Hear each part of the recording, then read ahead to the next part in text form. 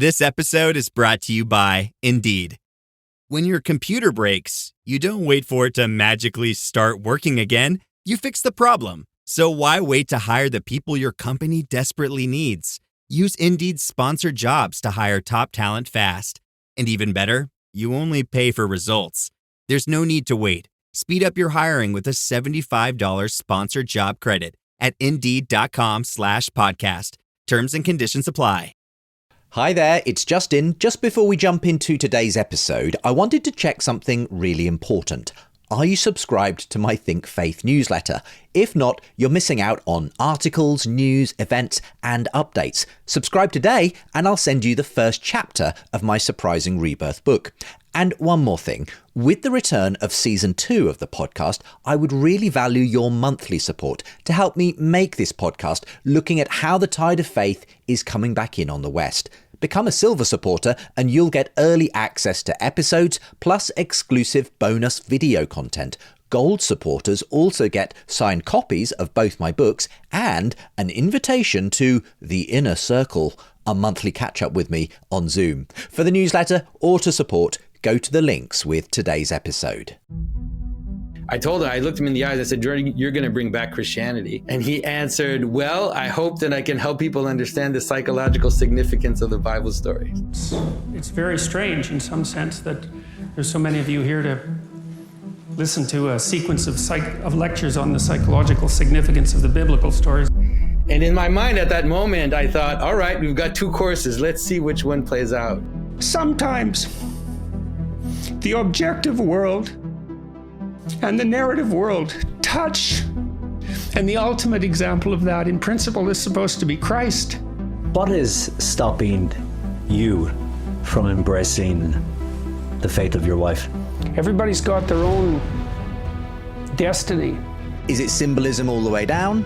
Or does it have a kind of material, historical bedrock? Our world has been transformed by Christ completely, utterly. We live in that world. We live in that story. If we deny the event of the incarnation, then we are undermining everything that we care about. If I went back in time with a Panasonic video camera, would the little LCD screen show a man walk out of that tomb?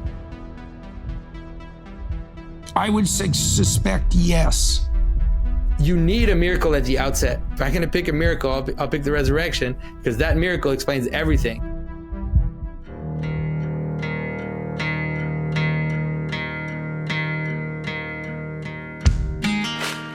Hello, welcome back to the Surprising Rebirth of Belief in God podcast with me, Justin Brierley, bringing you a conversation today with Orthodox thinker and icon carver, Jonathan Pageau.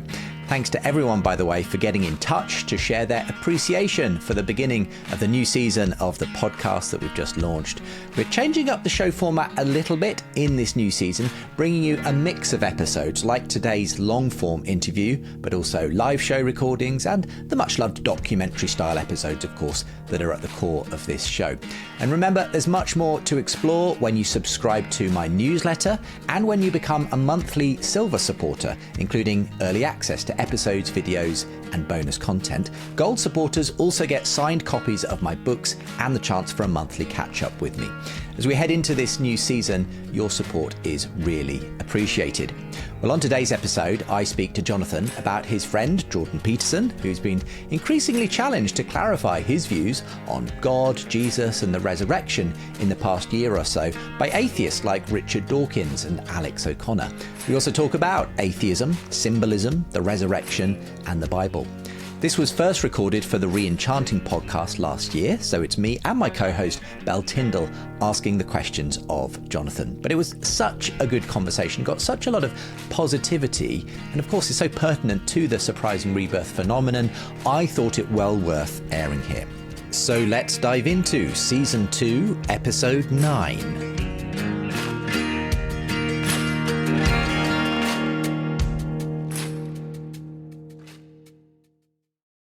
The PC gave us computing power at home, the internet connected us, and mobile let us do it pretty much anywhere. Now generative AI lets us communicate with technology in our own language using our own senses. But figuring it all out when you're living through it is a totally different story. Welcome to Leading the Shift, a new podcast from Microsoft Azure.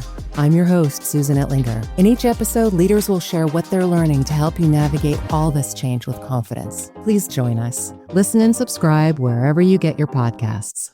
So today we're going to be talking about meaning, symbolism, atheism, the meaning crisis, as we ask whether we can re-enchant just about everything. So welcome along, Jonathan. Thanks for having me. It feels like it's for the last few years we've been kind of circling close to each other, coming, almost talking and then not happening. So it's great to finally meet you, Justin. Yes, the feeling is very much mutual. We've been really looking forward to having you on. I'd be fascinated to tease out a little bit more of that friendship you have with Jordan Peterson, because obviously symbolism, meaning, patterns are very Jungian, but maybe you take maybe a bit of a different approach to that. It'd be interesting to tease that out. I mean, speaking of Jordan Peterson, the last time I saw you in person, Jonathan, was at the O2 Arena in London. You were just a dot in the far distance because I was one of 13,000 people in this massive arena, watching you and some fellow guests, talk about meaning, purpose, culture, the Bible. I mean, how does an Orthodox icon carver find himself in that kind of setting, Jonathan? Well, yeah, it's a strange story. My life is obviously very, very surprising. I studied to become an artist when I was in college, but that and a lot of other spiritual crises really led me to study the tradition of the church and scripture, and also traditional Christian images.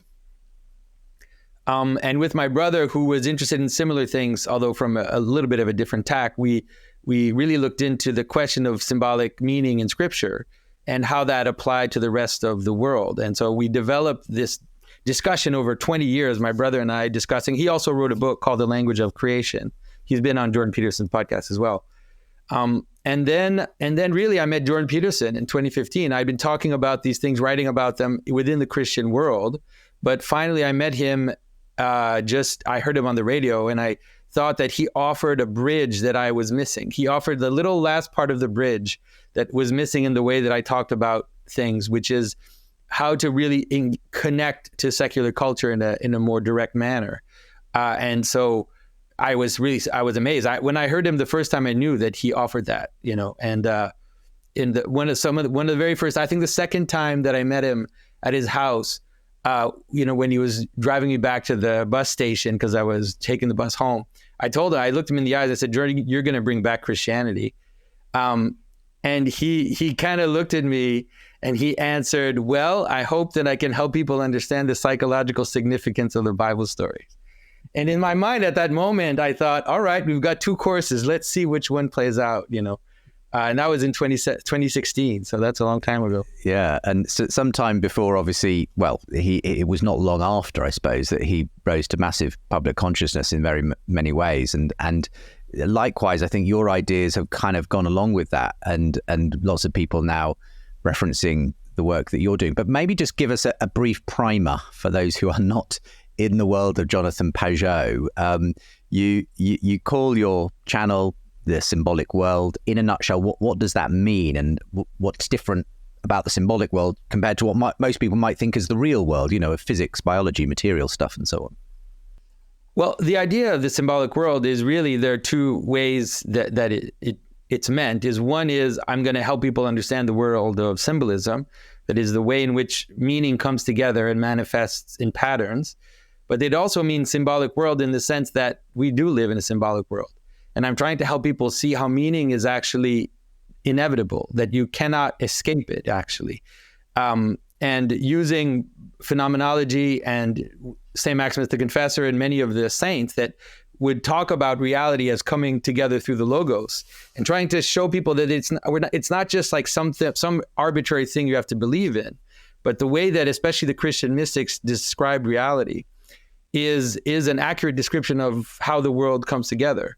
And so helping people understand that and seeing that your experience of the world has a pattern, and you just have to be able to get back into your experience. And the problem with scientific thinking is that scientific thinking is very useful for, making planes fly and understanding the trajectory of a projectile or whatever, that kind of stuff. But it's actually secondary. It's a form of abstraction. We don't live in that world. We live in a world of experience.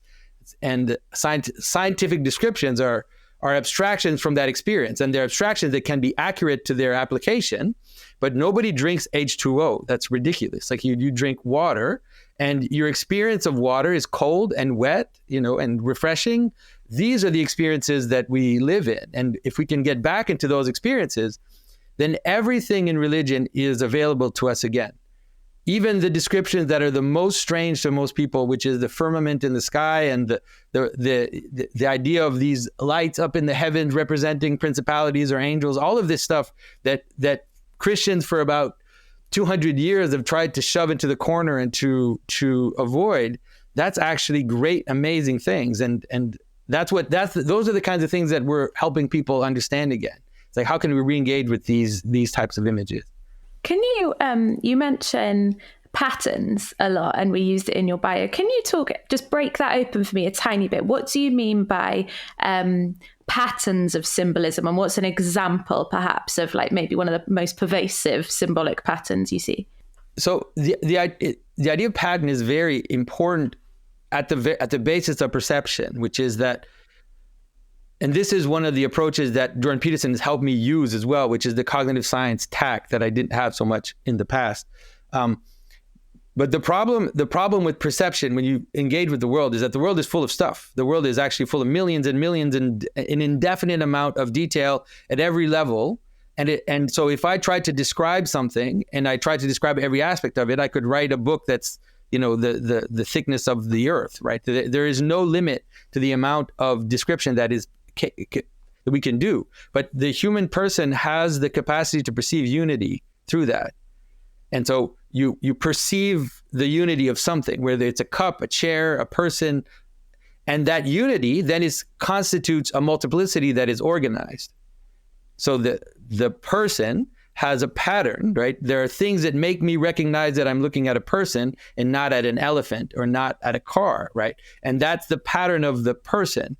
And it's fractal. So it's like every part of everything has that structure. So a person has a pattern. I know what a face looks like. I recognize it. And then I can see the parts of the face, and those parts of the face also have parts. And then et cetera, et cetera. You can keep going all the way down to the quantum field or whatever. But that is what I mean by patterns. And so it's actually not at all opposed in any way to scientific thinking. It's very reasonable. It's quite reasonable. It's just that it's taking the perspective of experience first, rather than this kind of abstract perspective. And another thing important to notice is that one of the things that we realize is that identities are given, that you can't access identities from their parts. They actually come before. So a good way to say it in a Christian language is that names come from heaven, like identities come from above. They're given to us. And then once they're given to us, then you can analyze them. But that's what science does. Science analyzes parts. So if a scientist wants to study something, they have to already know what they're going to study. Because if I'm studying a rhinoceros, I'm not studying flowers. And so the rhinoceros is given, and then I study that phenomena and I analyze it. And so helping people to kind of see that there is this givenness to reality, which you can't avoid. But obviously the first thing I think of, putting myself in the shoes of a typical atheist, especially someone who's maybe very invested in Darwinian evolution, for instance, is, well, actually, we know how things arrived at their givenness, what appears to us givenness. And it's by this completely purposeless, unguided process, which is just about fitness to survive and so on. And okay, let's use another word besides fitness to survive. Let's say that the pattern of reality is the persistence of being. So if I say that, then all of a sudden you're in the religious world again. Like the idea that survival is something, the idea that beings want to continue to exist. This idea is a religious idea. It's not a, you have to go into the religious realm to understand the idea that being has a tendency to persist and to perpetuate itself. Does kind of that very concept immediately step outside of, I guess, the materialist assumptions? And you might be, I don't know, a Platonist who believes that, yes, everything has its ideal form in some Platonic realm and they're manifested in the world. Or if you're a Christian, you believe that God has obviously created humans with a specific purpose and identity and so on. I guess for a lot of the atheists, they'll be like, there's a leap here that I'm not prepared to make in some way. Well, the leap that you can come to understand it is Darwinian evolution actually is very useful to help you understand what it is we're talking about. Because the Platonic form problem, I think, gets solved by some Christian thinkers, in particular Maximus the Confessor.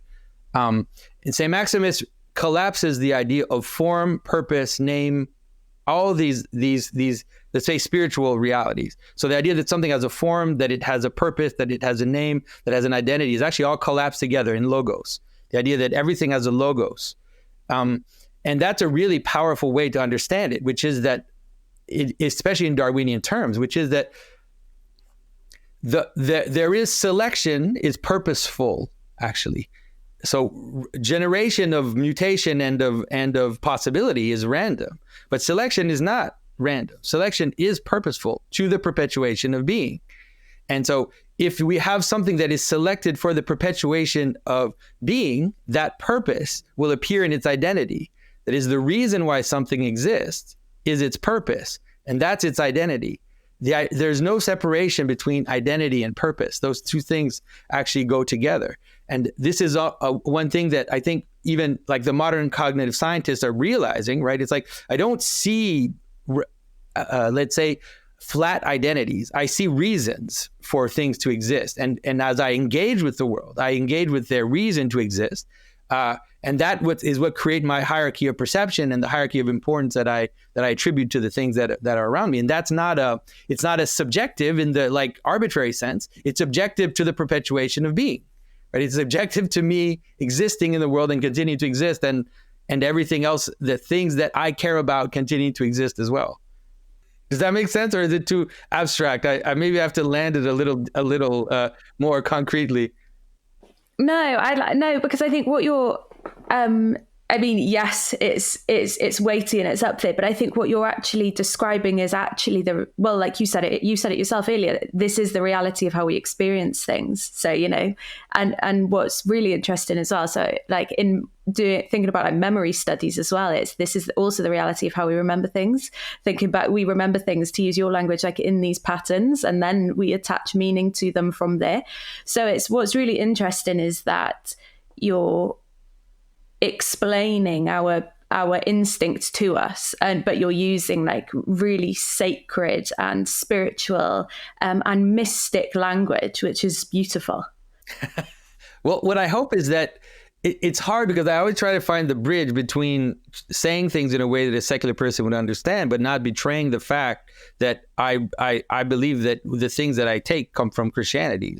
I really am basing my thinking on St. Maximus and St. Gregory of Nyssa, and obviously Scripture, and even the words of Christ and St. Paul. I think that they contain these images if you see them properly, and you kind of understand what it is that, some of the images that, especially some of the parables that Christ uses, are not just moral questions. Like, they actually are describing a pattern of reality, a way in which we engage with the world and how the world comes to make sense to us. Well, channeling my inner atheist again here, if you don't mind me doing so, Which Jonathan. is your favourite hobby.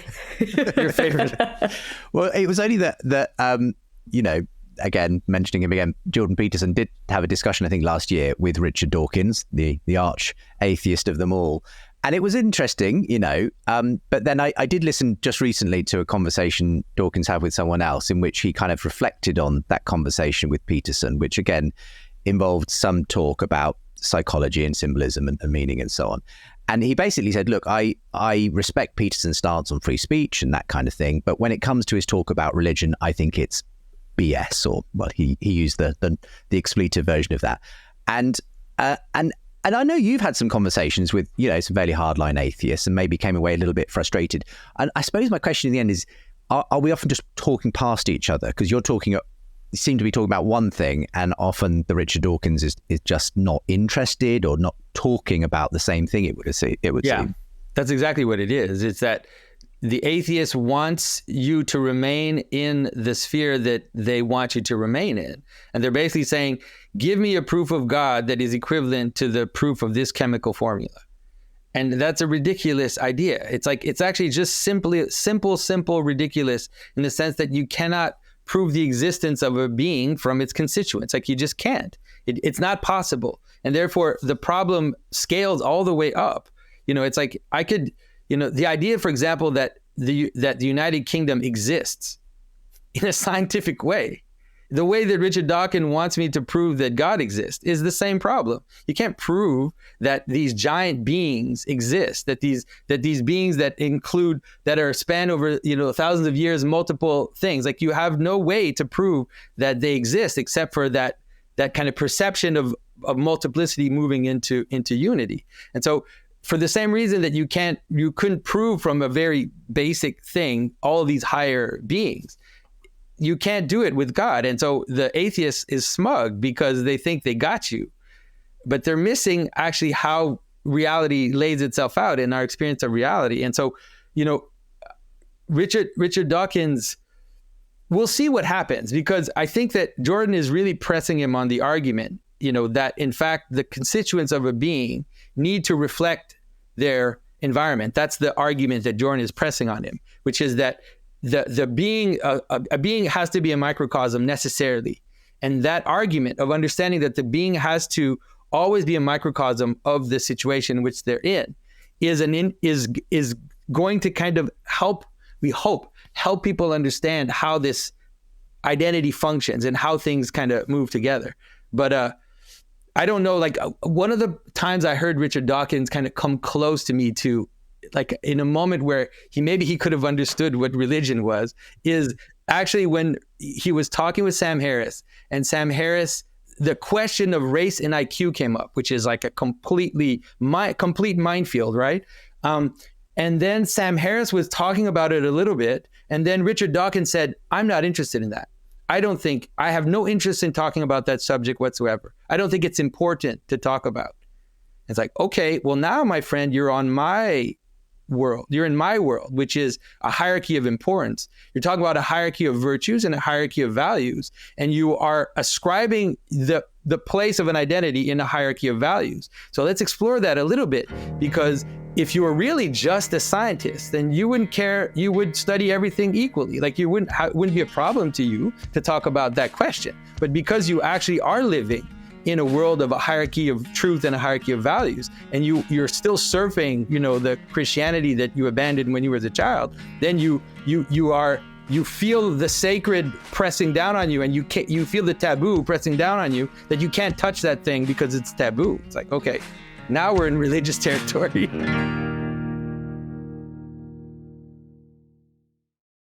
Did you know that leaving a rating and a review on your podcast app helps others to discover this show? Thanks to Bickwiser, who described it as something rare and precious, providing spiritually crafted brain food and a spiritual uplift. Sharing an episode with others on social media also makes a huge difference. But the way you can make the biggest difference to this show is by supporting my work, either via Patreon from anywhere in the world or through US tax-deductible giving from the USA. Either option gets you the same perks. Become a silver supporter and you'll get early access to episodes plus exclusive bonus video content. Gold supporters also get signed copies of both my books and the chance for a monthly catch-up with me on Zoom. And I get so much out of those catch-ups with supporters myself. I really love them. So to support, just go to the links with today's episode info. Acura's all-new ADX, a compact SUV that isn't just built for one thing, it's precision crafted for everything. To escape the grind with available all-wheel drive. To go with your flow with available Google built-in. Hey Google, turn it up. Okay, turning up the volume. And crafted to be heard with an available Bang & Olufsen premium sound system. The all-new Acura ADX, crafted to match your energy. Acura, precision crafted performance. Take your vibes on go, go, go, go. Google is a trademark of Google LLC. So good, so good, so good. New markdowns up to 70% off are at Nordstrom Rack stores now. And that means thousands of can't-miss deals just in time for summer. The denim section is unreal. Why do I rack? All the dresses. I always find something amazing. Plus, buy it online and pick it up in-store the same day for free. Great brands, great prices. That's why you rack. speaking of Richard Dawkins and thinking about the event that Justin mentioned at the top, is how things seem to have radically shifted recently. Like, would 5 years ago, 6 years ago, would there have been 13,000 people in where was it? The O2. Just in their droves wanting to talk about things like the Bible and culture and meaning and symbolism. And the more of these conversations we have, actually, the more convinced I become that disenchantment, that it wasn't quite on the money and we're not in a disenchanted world. Actually, we're just enchanted with different things. And I would love to get your read on that, on what on earth has happened. And this is a huge question. So, you could go in any different direction, but what on earth has happened in the past few years that has led to you sitting on a stage at the O2 talking to tens of thousands of people about this sort of thing? Well, I think on the one hand, there are larger forces playing. That is, that I think that like it's a pattern. It's a pattern. Like, things play themselves out. And so I think that the Enlightenment has played itself out, and the side effects of the Enlightenment have become more and more apparent, right? Like when you start anything, the purpose of the thing that you're looking at is strongest at the beginning. And as it plays out, then the side effects of that thing you're embarked in start to become more and more apparent. And that is how things end, usually. It's because you start something, and then at some point, things you hadn't thought about, things you hadn't completely considered in your story are starting to appear out of the very premise of the original story. And that is, I think, what happened. What is happening to us is that the Enlightenment played itself out, and it showed itself to be insufficient. And it showed itself to be insufficient in very powerful ways, which is that the religious crashed back into our world. And the new atheists actually participated in that without totally knowing, because you can see, it's funny to watch like how not all the new atheists, but several of the new atheists have completely embraced kind of woke culture and have taken up the very religious image, a very religious image that is willing to twist reality towards purposes, twist reality towards identity, twist reality towards sacred things that you can't touch, that are taboo, that are all of these things. And so that has just really played itself out. So the world is being re-enchanted. It's like, we're not doing it. It's just happening. And it's happening in a very dark way, mostly. Actually, it's not that positive. Most of it is quite dark, because one of the things also that's happened is that the acceleration of technology has made salient some things that people were not able to perceive anymore. So, for example, the magic now is visible again, right? The magic disappeared from the world because people couldn't, they were materialists, they couldn't see it. But there's something about technology and attention technology especially, which makes the magic possible again. It's like, oh, look at that wizard. He made something disappear. And now nobody sees it. It's right in front of everybody's face, but nobody can see it. Well, how did he accomplish that spell?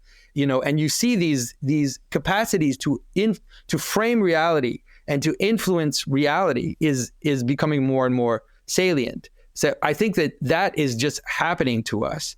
And we're seeing a return of sacred behavior. We saw it, especially during COVID. We saw these crazy moves towards things that were just religious in their form, whether it was the way in which the measures were implemented and the masks and the distancing, but then also George Floyd, which was crazy. Like, George Floyd was like a religious ecstasy. It was everybody masks up for Lent, and then George Floyd dies, the sacrifice, and then everybody goes into the street, and there's an ecstatic moment. So there's all these things going on that are kind of showing us that the religious is just crashing back into our world. And so I think that the things that we can do as Christians is we can help people navigate that in a proper way. We could help point that to the highest good, pointed to the infinite origin of the universe, and especially pointed to the incarnation, which is really the hook, the thing that holds all of reality together. And we have all the tools we need to help people understand, if not the fact of the incarnation, at least the consequences of it, to help people understand what it means for there to be an incarnation. And then from then, people have to make the jump on their own, after that. I mean, when it comes to that whole point you're making there about religion coming crashing back in, and, in a sense, we never stopped being religious. We kind of just are being religious about different things in a way. I mean, you could be almost, reading the lines from the book I've written on this subject recently. But the thing that I've noticed, and I think you probably have noticed as well, Jonathan, is that you are seeing in this movement, this change that Belle has referenced, a lot of interesting secular thinkers kind of moving away from that new atheist phase and pointing people back towards Christianity, kind of very aware, I think, of the way the Enlightenment has sort of failed us, the way that a materialist outlook just isn't answering people's most fundamental questions. And when it comes to the Bible, for instance, you've got a lot of people talking very sympathetically, like Jordan Peterson, about its psychological and cultural significance. You could also talk about the historian Tom Holland, Ayaan Hirsi Ali, former New Atheist herself, who recently embraced Christianity. Jonathan Haidt, John Vervaeke, all these names of, secular psychologists who are also saying, no, religion can be really good for us. The Bible's got a lot going for it. I guess that's great. And but I always have this slight hesitation that is ultimately, is that what that comes down to about saying this is really psychologically useful. It's a kind of useful fiction. Jesus is a wonderful archetype of heroism, sacrifice, beauty, love. And then the question is, does it make any difference then whether he actually rose from the dead? And I suppose that's the ultimate question a lot of people want to ask Jordan Peterson or yourself. Is it symbolism all the way down, or does it have a kind of material historical bedrock that also needs to be there at some level? Yeah. Well, what you see in these types of characters and this type of approach where they'll see it as a useful fiction, it just means that they haven't gone all the way to the end, the conclusion of what their thinking implies. Because these patterns that we talk about, the question is, are they the pattern of reality or are they not the pattern of reality? And we can no longer justify the idea that there's a psychological pattern of reality and then there's a material pattern of reality, and those are arbitrarily separated from each other and have nothing to do with each other. That's actually, even from almost like a materialist point of view, it's a ridiculous idea to have. Whereas if we actually formulate complexity at every level using similar patterns, that's a far more coherent way of looking at reality. It's like there's multiplicity and there's unity. There's multiplicity and unity at every single level. And that consciousness plays a role in the capacity to engage multiplicity into unity. It doesn't mean it invents it, but it means that it plays a role in making that salient and real in the world. So once you think that, then the pattern of death and resurrection just is one of the patterns of reality. And so why would it have to be a useful fiction?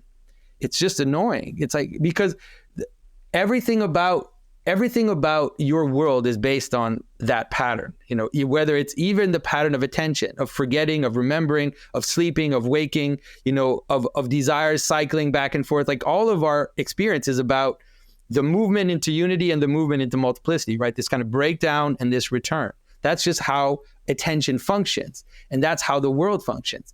So if I tell you a story that happened in the world in the way that is the most true, the most concentrated, the one that brings it all together into an event that explains everything else, then the idea that it's a useful fiction, it's like, why does it bother you that it happened?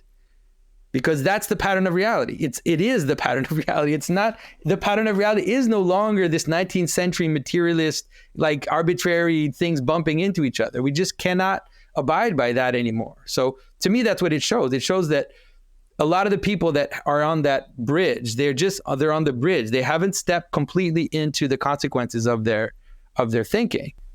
What I want to ask, if you'll allow me one follow-up question then, is how do we do that? Again, I'm fascinated because, we've spoken to a number of those kinds of people, arguably, on this podcast, Louise Perry, Tom Holland, and others who have sort of, I think that the ground behind them has fallen away, the kind of secular materialism, they've kind of become disillusioned with it. They've said, that doesn't work for me anymore.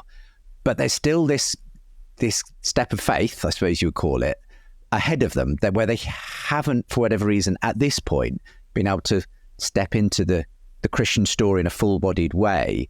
And the way in another conversation that Louise Perry put it to me, she said, I just think my disenchanted brain still can't quite cope with the metaphysics of Christianity at this point. And I just wonder what practically, apart from just sort of banging on about the wonderful symbolism, that's there, what can help someone who just is in that disenchanted state, but who's just not satisfied with the materialist worldview, to kind of step into this new story, basically? Yeah.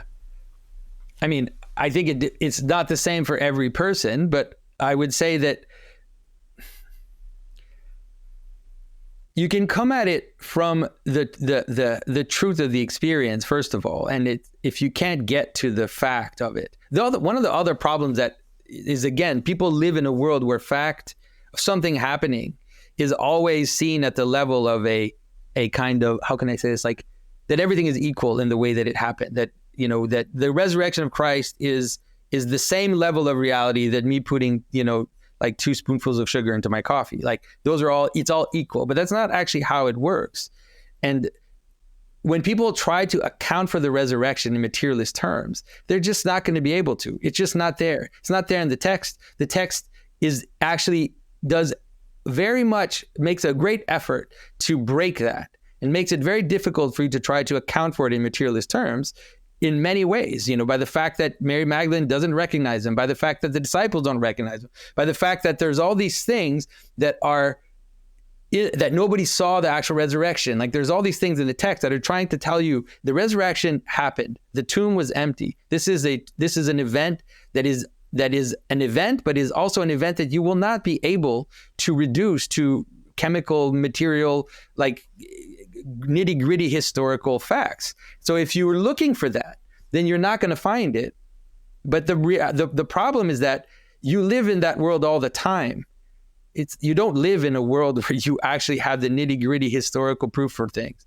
And the fact that people have this strange desire to find it there, particularly when they can see that story is the foundation of Western civilization, is the foundation of our moral system, is the foundation of everything we think to be good today.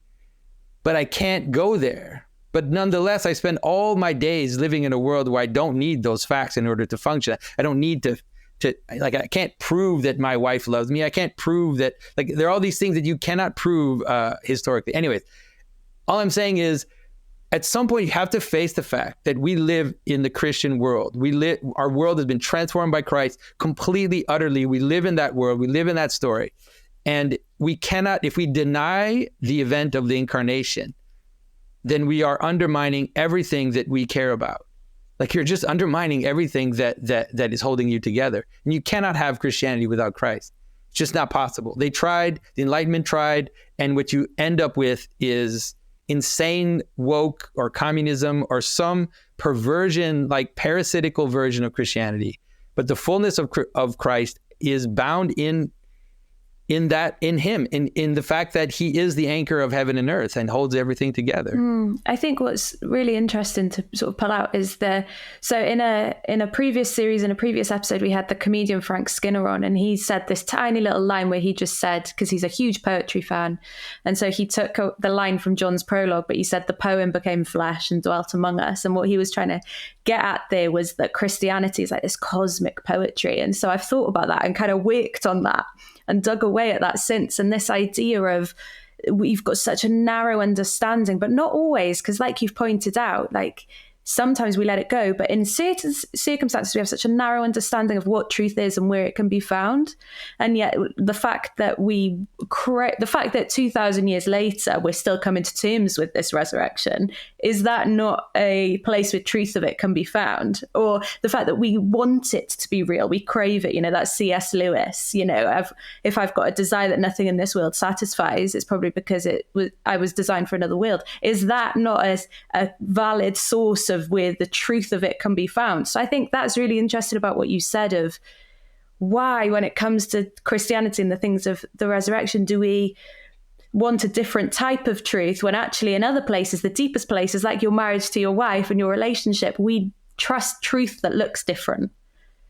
I think that's exactly right. And the thing is that this is also a problem, which is that at the origin of something, there's always a mystery. This is actually how the world works. Like whether you try to put your mystery all the way back into the Big Bang and you think, well, can't account for that, but I'll account for everything downstream from it. It's like, that's how actually reality works. You always, at the outset, is a miracle of all worlds, is something that you cannot completely account for in the world that it gives birth to, right? It's the same problem as the problem of identity that we talked about. You can't account for the identity with the multiplicity of its parts. And you can't account for the origin with the results that it gives. And so you need a miracle at the outset, a miracle that cannot be completely accounted for. And it's like, if I'm gonna pick a miracle, I'll pick the resurrection, because that miracle explains everything.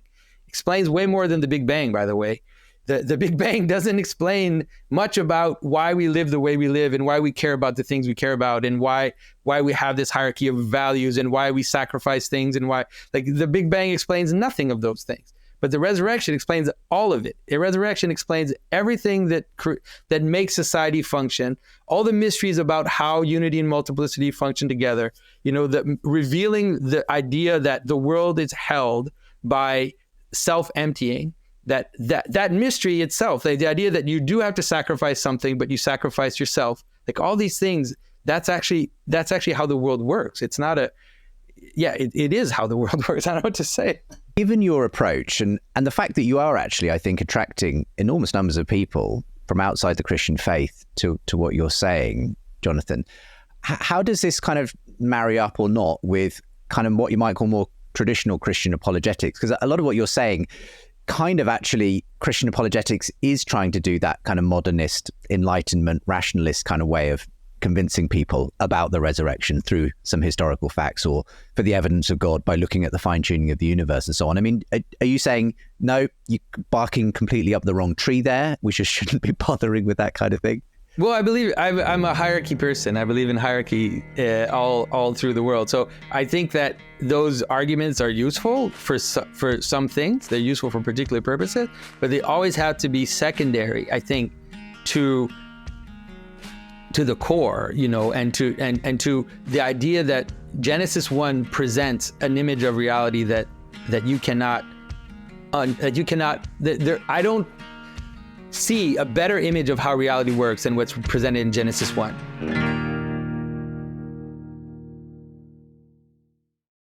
Switch to Verizon Business and get more from your internet without paying more for your internet. Get LTE Business Internet starting at $39 a month when paired with select business mobile plans. That's unlimited data, and with it, unlimited possibilities. Start saving today with Verizon Business, ranked #1 in small business internet customer satisfaction by J.D. Power. Starting price for 25 megabits per second LTE internet plan with smartphone plan savings, plus taxes, fees, and economic adjustment charge. Terms apply. For J.D. Power 2024 award information, visit jdpower.com/awards.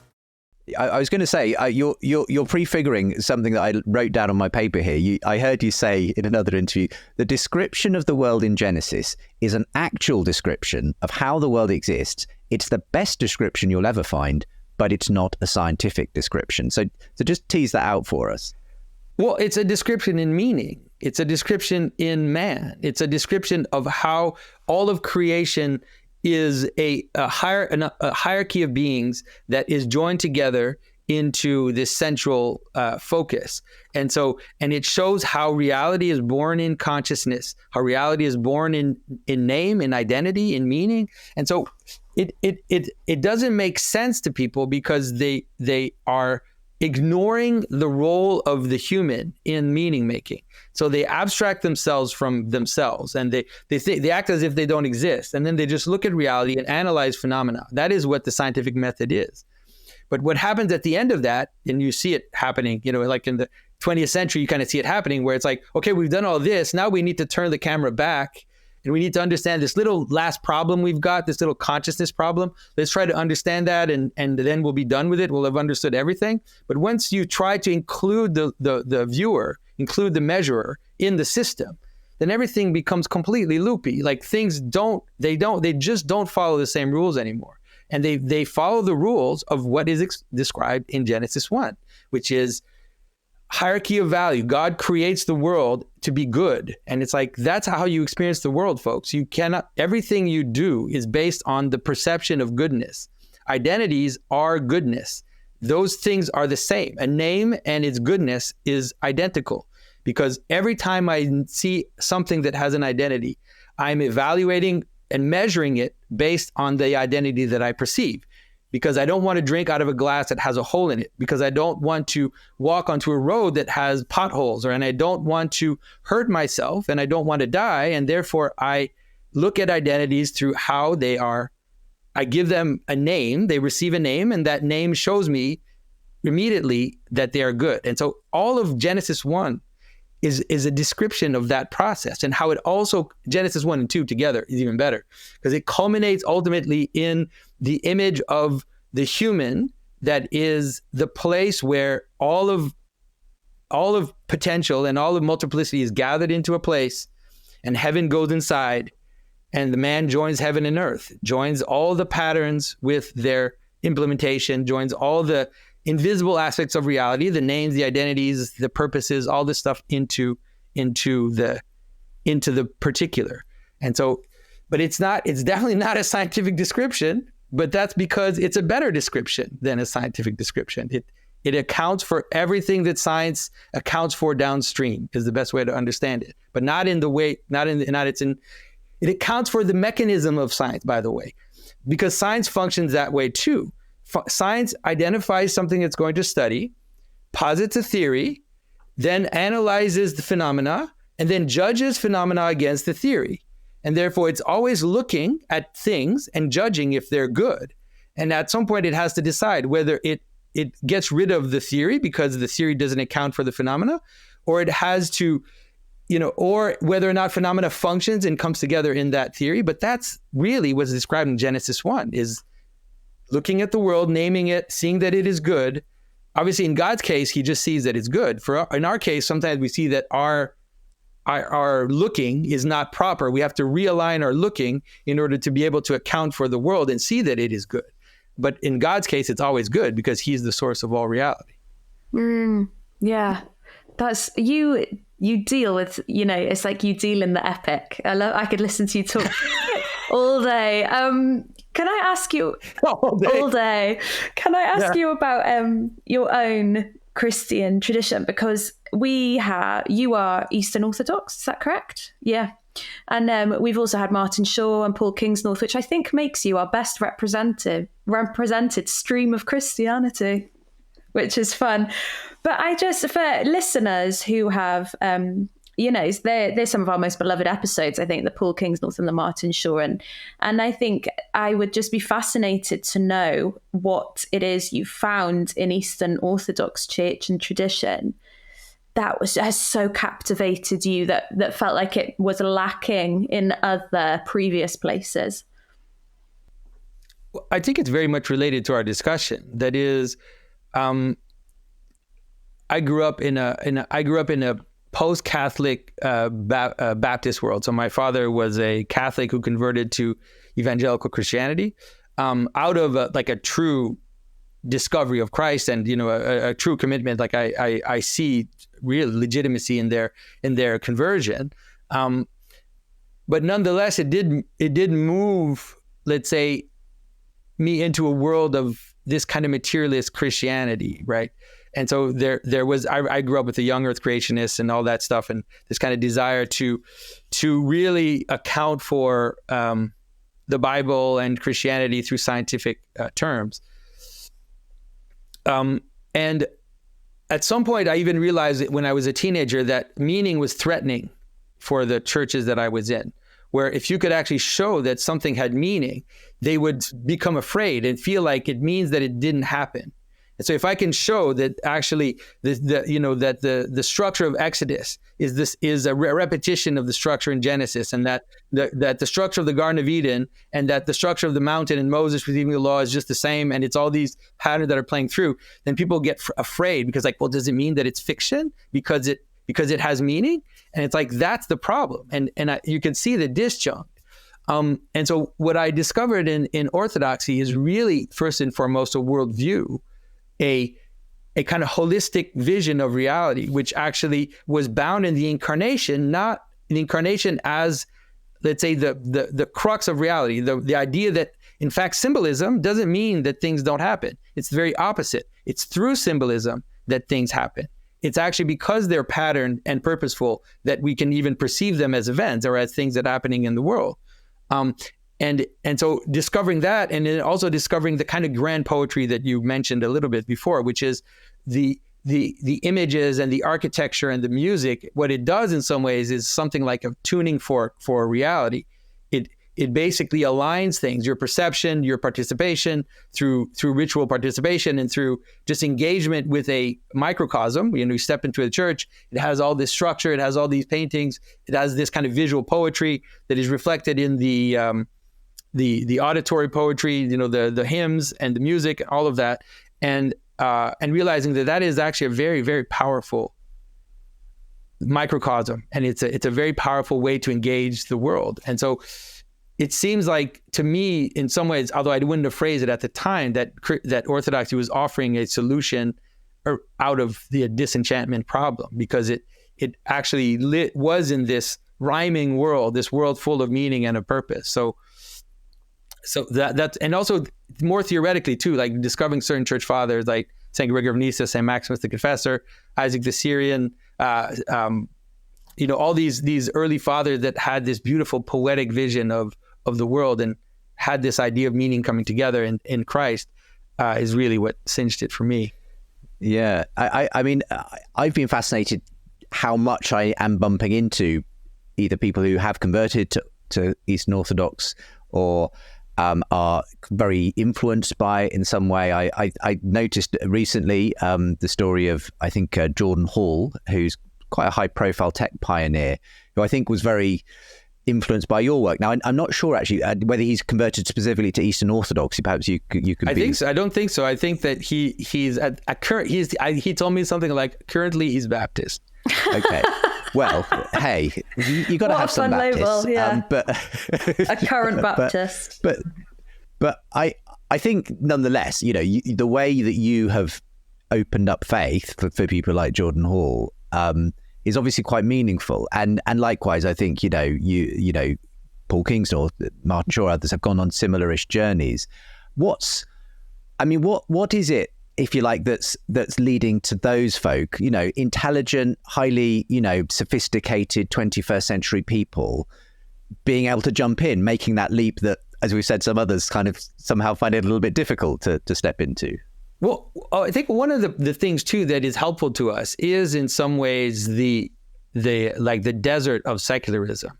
And so I think people also notice like how in America, for example, especially, like just how dead the suburbs are, just how horrible and monstrous even city planning and how community is broken down, how there is no capacity to join into unity, into anything, noticing the families break down, noticing that things are shattering at every level, and that the new atheists promise that if we could just have enough stuff and be rational secularists would make us happy is nonsense. Because actually, no, without unity, without purpose, without something joining us together, we fall into fragmentation socially, and then we fall into despair in ourselves.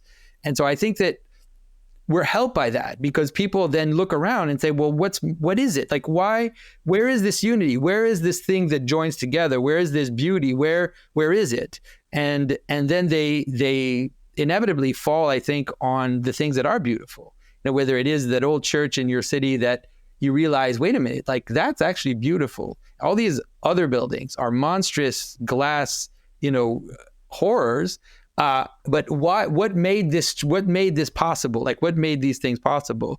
And so, especially for the artistic types, like you said, like Martin Shaw and Paul Kingsnorth, I think that Orthodoxy is attractive because, they do have they're more akin to the beauty that is presented and to this pattern. They already live in a world of literature and a world of relationships, of forms, and so they can see that there's this coherence and this rhyming that you see in the Christian tradition, which a lot of the secular, let's say the materialist Christians had wanted to remove out of superstition or out of a desire to be modern or a desire to be progressive or whatever reason they had. But it's leading us to a desert, really, that type of thinking. Like the entertainment church, I think, although there's still big churches, I think it's over. I think the entertainment church it's on its death now. I mean, what you mentioned sort of the majesty of, cathedrals and things like that still stand today, thousands of years sometimes after they were built. And you do get the feeling, when you look back, it's strange to think there must have just been a completely different mindset for people who were literally building these things for 300 or 400 years. Generations of people were coming and going, building this one thing. And that just would never happen today. It would never happen to just build something beautiful, ornate, that literally takes generations of people who will never see this building themselves. They're doing it for something very different than the kind of reasons we build buildings today. And what is that in your view, Jonathan? And I guess I'd love you to kind of segue from that into the other great passion you have, which is about simply re-enchanting art, literature in the way that perhaps previous generations knew how to do instinctively in that way. Well, I think it really is a human desire to participate in something that is larger than us. And it happens at every level. It happens in our families. It happens, in our communities, but then obviously that moves up. It scales up into wanting to participate, which is in something that is beyond all, that is higher than everything. And that happens, both in space and in our attention, but it also is capable of happening in time. And so in order for you to be able to gather time together into something which transcends the individual, it has to be bound into something that transcends the individual. You can't have, and so the 20th century tried to do it with the state. They tried to do it with different intermediary beings that, it's like, well, if we could all just be German, right? Then we would hold together. If we could all just be American, then we would hold together. But we noticed that without that which is beyond, it doesn't hold. It's an idol. It ends up fragmenting down the level until we're a bunch of individuals on the ground. And so the fact that people were able to be involved in something which is greater to them, both, in terms of their attention, but in terms of time, goes together perfectly. So it's like, I am able to understand that I'm not doing this just for me. And when I do that, and that's obviously the mystery of Christianity, or the mystery, believing in God, is that when I do that, I actually find fullness. That's the surprise. It's like, actually, when I give myself to something higher, I actually am filled rather than emptied the way people think it happens. And so if I give myself as a father, if I give myself, in my parish or in my community, that is actually how fullness comes. And so right now, we're obviously in the opposite of that. We're all about me and all about my identity and self-naming and self-identifying and trying to give, to invent my own value system, and to, there's this weird prideful self-referential thing. But it's, at some point, people will realize that they really do have to give themselves up to something else. And there are parasitical versions of it that are setting themselves up right now. The part of the great environmental narrative is that too. It's like if I can just sacrifice myself for the earth, then I can find meaning, or this cause, like this one ideological cause, whether it's a political cause or justice or whatever. We try to give ourselves to causes, but those, honestly, they're not sufficient. They if they're not held in something greater, then they will devolve again, and they'll be caricatures. I'm really interested as well, both in what you just said, but also in the way you were talking about orthodoxy in this. So I'm from I was raised a Baptist, and now I'm in a charismatic church. So liturgy and ritual and beauty, I have almost no experience of it until very recently, where I've been in different church circles and things. And actually this idea, which is so beautifully dominant in Orthodox tradition, that you are entering into something so much bigger than yourself.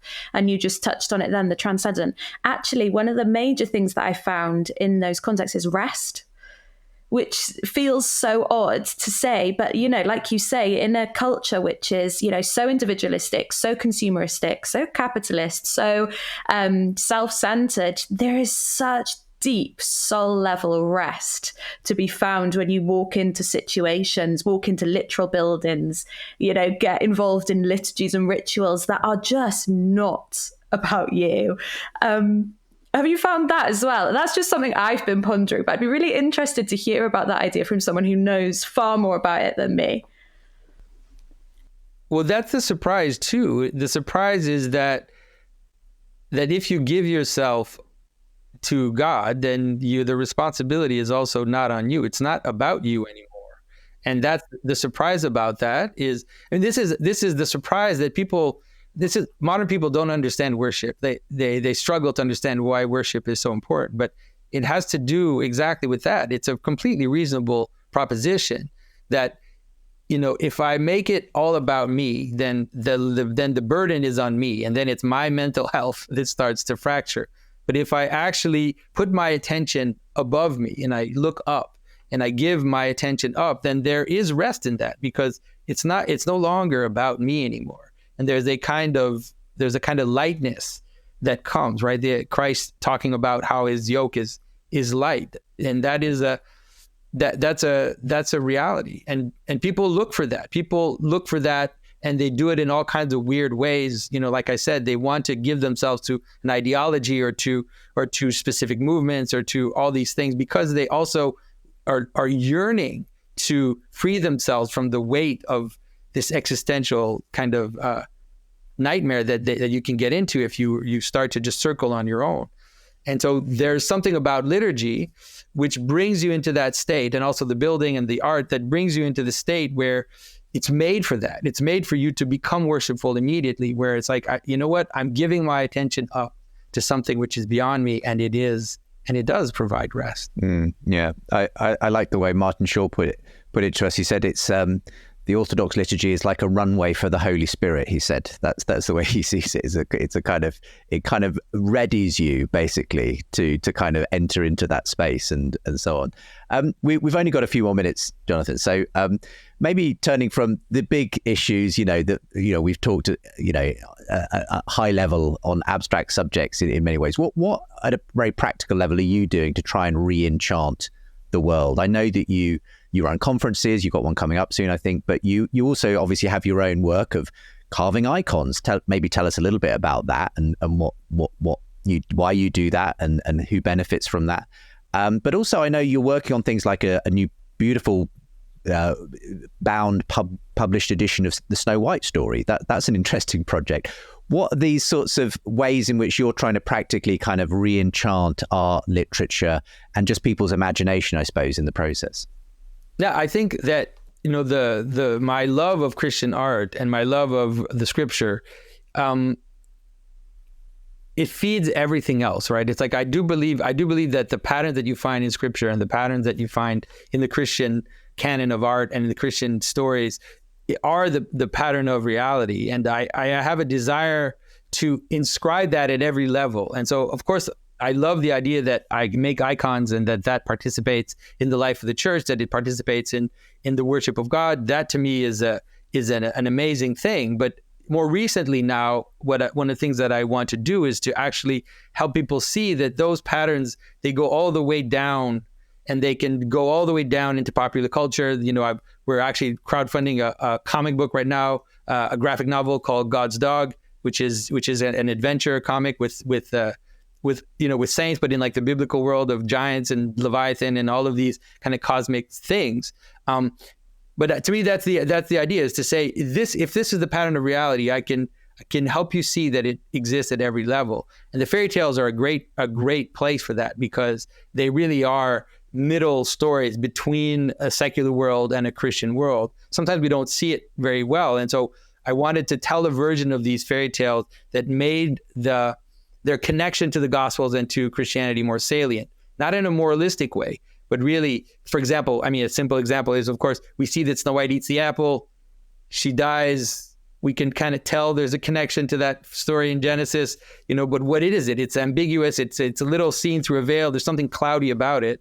And so is there a way to bring out certain elements in the story to help you see how it connects and how it actually is participating in that better story, which is the one in Genesis? So So that's the way to think about it. It's like, I want to help people see and participate in the story manifesting itself at all the levels, all the way down into something as trashy as comic books. Like comic books are always like the trashiest type of art. No, I love the fact that you're taking on all those different forms and genres. It's wonderful. Thank you for your time, Jonathan. It's been really fun talking these issues through with you. We'll make sure there's a link, obviously, to the website so people can find out more about some of the work you're involved in. But thank you for sort of re-enchanting us. And, we've covered a lot of bases today, but it's been really fun being able to talk it all through with you. So thank you for being our guest.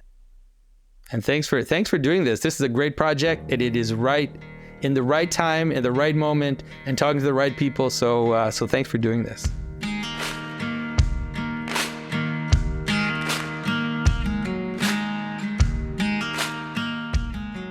Well, I really loved that conversation with Jonathan Pageau, recorded last year originally for Re-Enchanting, but still very relevant. If there is a surprising rebirth underway, then he's definitely one of the most influential people behind it right now. Thanks for listening, and as ever, if you can share today's show with someone, rate and review us too. It all helps others to discover the surprising rebirth of belief in God. And thanks to Cherry Tree, who left a 5-star review saying, stories from all over the world of thoughtful people asking the big questions about meaning and spirituality. Can't recommend enough. Couldn't have put it better myself. There are links to today's show to my newsletter. Do subscribe today and you'll get the first chapter of my book, The Surprising Rebirth of Belief in God. And of course, when you support my work through Patreon or US tax-deductible giving, silver supporters get early access episodes and bonus content. Gold supporters also receive signed copies of both my books and a monthly catch-up call with me. The links are with the info. Coming up next time. I was not expecting it at all. In 2019, before I started reading the Bible, I had not reevaluated the arguments for the existence of God. I still thought the same thing that I did about the Bible. And so the idea that I would be like an evangelist of some sort in 5 years, that would have been too much to ask. Meet the Wikipedia co-founder who, after decades as an atheist analytic philosopher, decided to revisit the evidence for God and the Bible. Larry Sanger's own surprising rebirth went viral recently. Find out why as we sit down next time to talk about his story. Today's show was a production of Think Faith in partnership with the Jerusalem Trust and Genexus. Editing assistance from Isaac Simmons. Find us at www.think.faith. See you next time.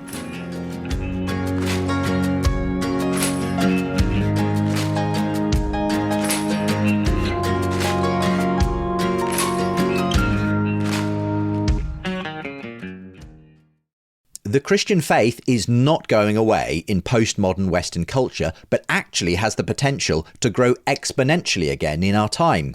That was how one reviewer was left feeling after reading the book that this podcast is based on.